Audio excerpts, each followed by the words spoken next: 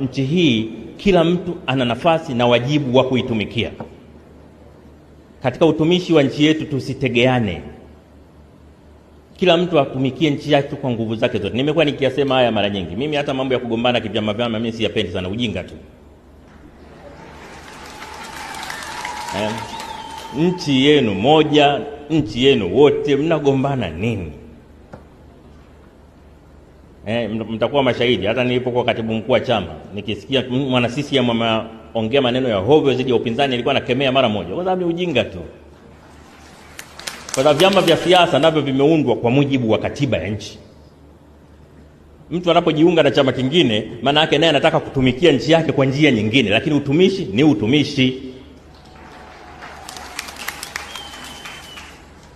Kwa hiyo nitumie jukwaa hili kuwaombeni sana waumini na Watanzania wote kutambua kwamba tuna wajibu wa kipekee. Tunamheshimu sana Kardinali Pengo kwa kazi kubwa aliyofanya, na hasa kwenye kuanzisha majukwaa ya imani mbalimbali katika nchi yetu.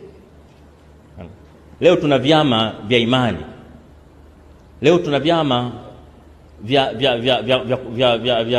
ambavyo vinahusisha dini mbalimbali, Wakristo, Waislamu, Buddha, kuongelea amani tu katika mikoa yote, katika wilaya zote nchini.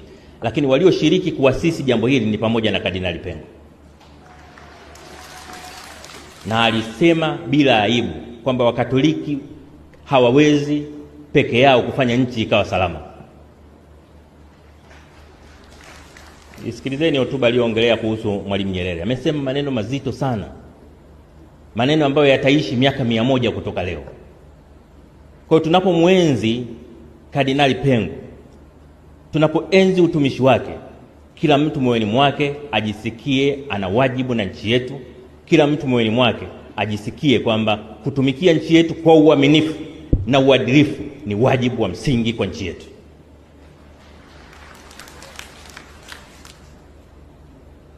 Mababa Askofu, niombe kuwahakikishia sisi kwa nafasi yetu tutaendelea kujitahidi. Kazi ya kutumikia nchi sio rahisi sana, ni ngumu, ina vishawishi, ina vitisho,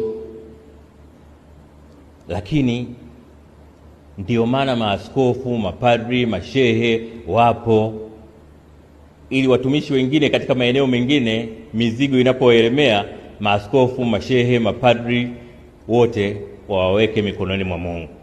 Kwa hiyo tunaomba msituache katika maombi yenu, msituache katika maombi yenu. Tutaanguka mara nyingi, tuombeeni tuamke.